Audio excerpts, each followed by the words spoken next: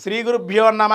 భక్తివర్ణ ప్రేక్షకులకు శుభోదయం. స్వస్తి శ్రీ చాంద్రమానం క్రోధినామ సంవత్సరం దక్షిణాయనం శరదృతువు కార్తీక మాసం కృష్ణపక్ష చవితి మంగళవారం. చవితి రాత్రి 9:06 వరకు. నక్షత్రం ఆర్ద్ర నక్షత్రం రాత్రి 7:05 వరకు. వర్జం లేదు ఈరోజు. దుర్ముహూర్తం అయితే ఉదయం 8:24 నుండి 9:08 వరకు. రాత్రి 10:28 నుండి 11:19 వరకు. సూర్యోదయం 6:09, సూర్యాస్తమయం 5:20.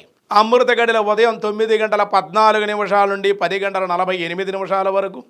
రాహుకాలం మధ్యాహ్నం 3 గంటల నుండి 4:30 వరకు రాహుకాలం.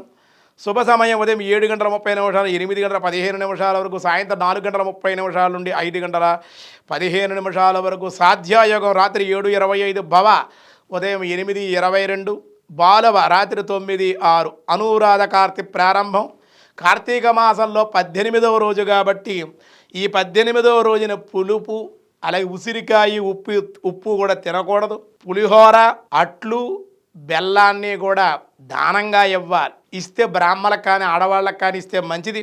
ఓం గౌర్యే నమః. గౌరీదేవిని ఆరాధన చెయ్యాలి. గౌరీదేవికి వెంకటేశ్వర స్వామికి అట్లు అంటే ఇష్టం అన్నమాట. కాబట్టి గౌరీదేవికి బెల్లం మొక్క, పులిహార ఆడవాళ్ళ బ్రాహ్మణ స్త్రీకి ఎవరికైనా సరే బ్రాహ్మణులకు కానీ ఆడవాళ్ళకు కానీ దానంగా ఇవ్వాలి. నిత్య హోమం చేసుకునేటువంటి వాళ్ళు, కార్తీక హోమం చేసుకునేటువంటి వాళ్ళు ఓం గగ గగ గౌరియే యస్వాహ, కార్తీక దామోదర యస్వాహ అనే హోమం చేస్తే అఖండమైన సౌభాగ్య ప్రాప్తి, ధనవృద్ధి, సౌభాగ్యము, సుమంగళీయత్వము కలుగుతాయని మనకి చెప్పడం జరిగింది. దినారంభ చక్రాన్ని బట్టి ఈరోజు మేష, వృషభ ఈ ద్వాదశ రాశుల వాళ్ళకి ఎలా ఉందో చూద్దాం. మేషరాశి వారికి ఈరోజు సానుకూలంగా ఉంది. స్త్రీ మూలకంగా సౌఖ్యము, సంతానం ద్వారా శుభవార్త శ్రవణము.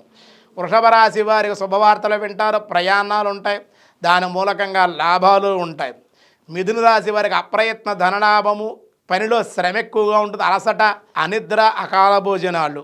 కర్కాటక రాశి వారికి ఈరోజు నూతనమైన ఉద్యోగంలో చేరుక లేదా ప్రమోషన్ ఆర్డర్ పొందడం, వీసాలు రావడం, అనుకోని వార్తలు వినే అవకాశాలు.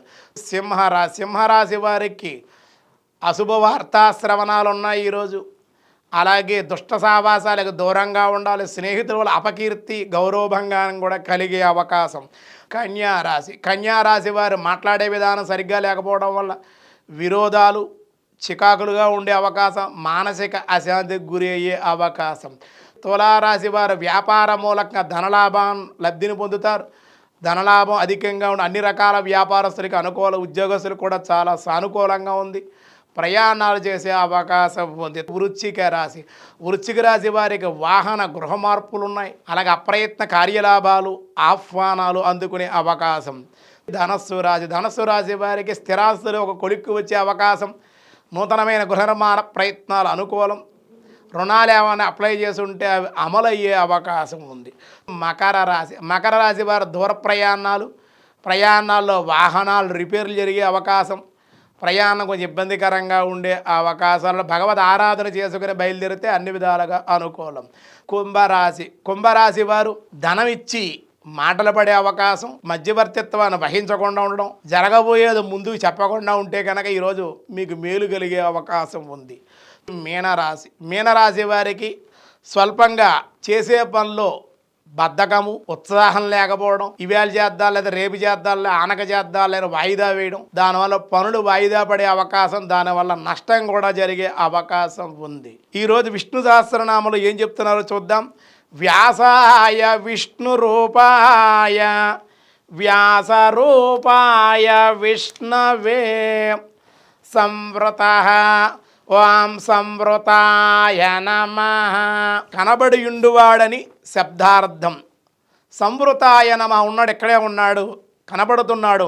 నాహం ప్రకాశః సర్వ సంయోగమాయ సమావర్తః మూఢోయన్నాభిజానాతి లోకోమా మజమవ్యయం అన్నారు.